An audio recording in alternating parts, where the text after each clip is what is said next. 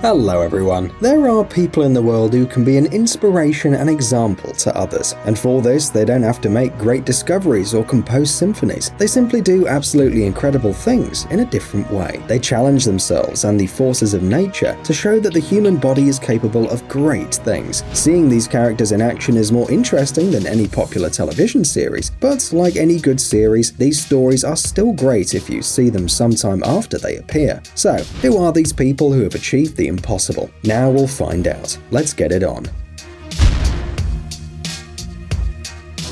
Human capabilities have limits, everyone knows that, but people like Ross Edgley from Britain are able to overcome these limits, allowing us to see the world in a different way. The fact is that Ross was the first swimmer in history to swim around the UK. During the Great British Swim, which lasted 157 days, the athlete toured the coasts of England, Wales, Ireland and Scotland. Now imagine how big that distance is. Starting from Margate on June 1st, 2018, Ross moved alone with the strength of his own muscles. His entire journey was tracked, recorded and measured. Moreover, the athlete rested in a boat between the 6-hour swimming sessions, but never set foot on land. Ross's first 6-hour swim was successful, but it was immediately clear that the Great British Swim would not be an easy test. The athlete began to feel unpleasant irritation around his neck. In his first week at sea, Ross had to avoid rafts and cargo ships as he crossed the Paso de Calais, one of the busiest navigation channels in the world, where between 500 and 600 boats pass daily. I woke up this morning with pieces of my tongue on the pillow. Because of the constant presence of salt water on his tongue, Ross began to suffer from salt mouth. He also developed a strong irritation around his neck, so social network fanatics called him Rhino Neck. Good work. Good job, mate. After 20 days at sea, Ross accepted his salt mouth and neck irritation. The athlete found the right pace of movement, but the ocean tossed him a new test, a huge flock of jellyfish that bit him right in the face. Jellyfish.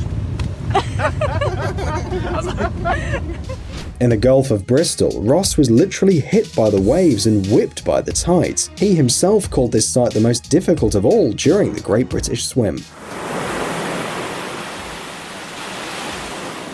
After swimming 1,411 kilometers, or 877 miles around England, Wales, Ireland and Scotland, Ross officially reached the middle of the Great British Swim. On August the 14th, the Great British Swim became the world's longest multi-stage sea swim. Shortly thereafter, a shark appeared in the water near Ross, and is definitely not the most expected company in the open sea. In addition, because of the mask, the athlete looked like a seal, so he tried to swim differently so as to not look so much like it. We agree it sounds weird, but what would you do if you had a big shark by your side?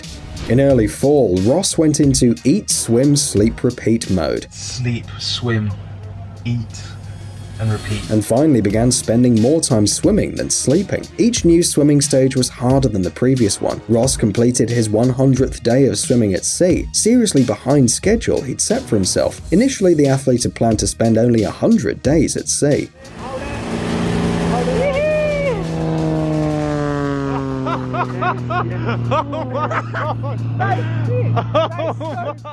Due to the storm Alley, which hit the coast of Scotland, Ross and his team were forced to take refuge in the port of Dunbar. Of course, the athlete didn't go ashore even in this situation, and was anxious to continue swimming.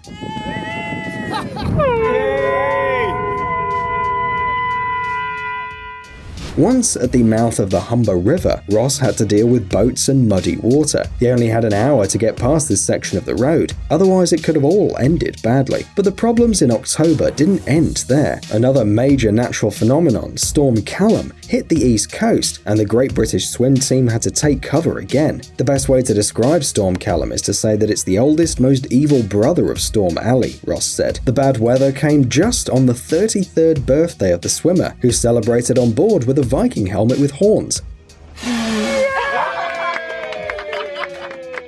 I've become a year older and a year wiser, and I'm trying to practice being a chubby, old, wise sea Buddha.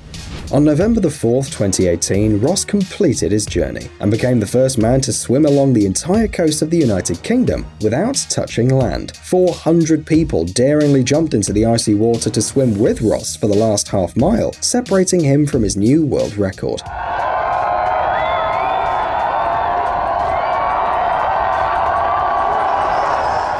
Leaving the foam of the sea at 8:40 a.m. local time, Ross triumphantly lifted a commemorative trident over his head. His name and the inscription 157 days were engraved on the trident.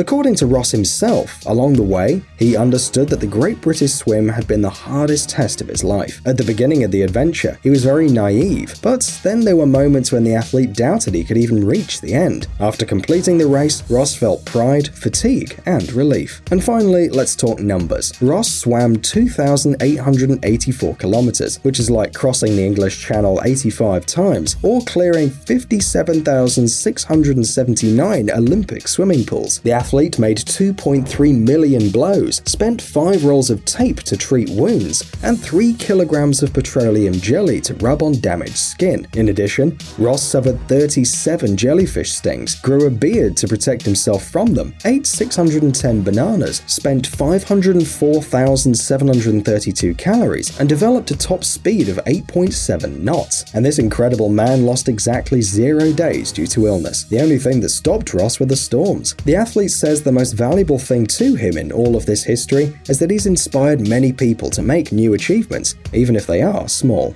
Another striking example can be found in Sweden, the place of residence of Fredrika Ek, a girl who has traveled by bicycle all over the world. Fredrika spent 1,040 days traveling 50,000 kilometers on her bicycle and visited 45 countries, and this incredible journey began with a dream. And the dream had nothing to do with the bicycle actually. Fredrika simply wanted to feel free and see the world as it really is. And so in March 2015, she left her friends and family to embark on a journey.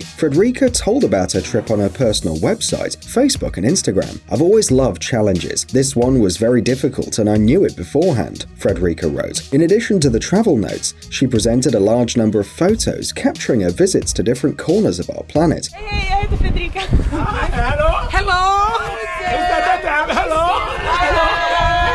I met wonderful people. These 3 years I've traveled alone, but I've never felt alone. Wherever I went, there was someone who welcomed me with open arms.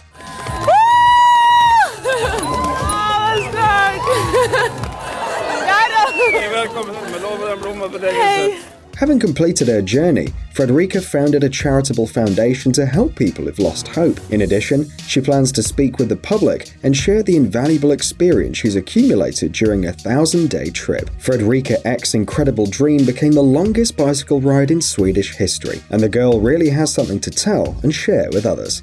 No matter what you think, our planet is huge. So big that one person can't walk the whole circumference. But the Australian Tom Dennis showed that anything is possible. The man ran all over the world in just 21 months and realized how small our Earth really is. On average, he ran more than 42 kilometers every day. That is a complete marathon, for which people prepare for years. In total, he covered 26,232 kilometers on his own, which is the sum of the longest roads in latitudes on all continents. During his incredibly long journey, the runner wore more than 10 pairs of shoes. Dennis's race began on December 31st, 2011 in Australia, from where the marathon runner crossed into New Zealand, then crossed North and South America, and then ran from west to east through Europe and Asia. Then he returned to his native Australia, and from the west coast he arrived in Sydney. The man who turned 52 during the race has 2 children and a scientific degree in mathematics and oceanography. Tom said that during the test he never thought about giving up everything and stopping.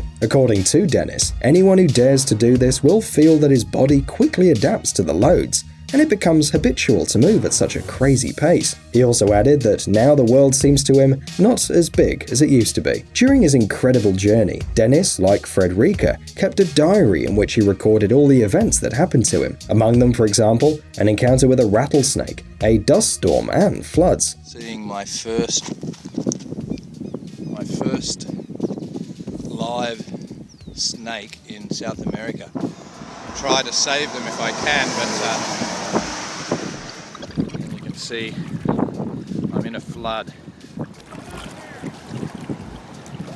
Here's one of the entries in this amazing diary. Today I've covered 53.97 kilometers, in total 2,024.92 kilometers, about 12 kilometers west of Santa Cruz, United States. In the afternoon I came across a hitchhiker heading in the opposite direction. He wasn't having the best of luck and seemed very distressed when he asked me if I knew where to find water. I was coming from the direction he was going and knew that there was no water for many miles, so I made a quick decision and gave him all of my water. He needed it much more than I did. With his original race, the Australian set a new world record. Tom Dennis made history as the person who made the fastest walking trip around the world. By the way, the man doesn't plan to repeat his marathon all over the planet. Now he intends to travel by bicycle all over Australia.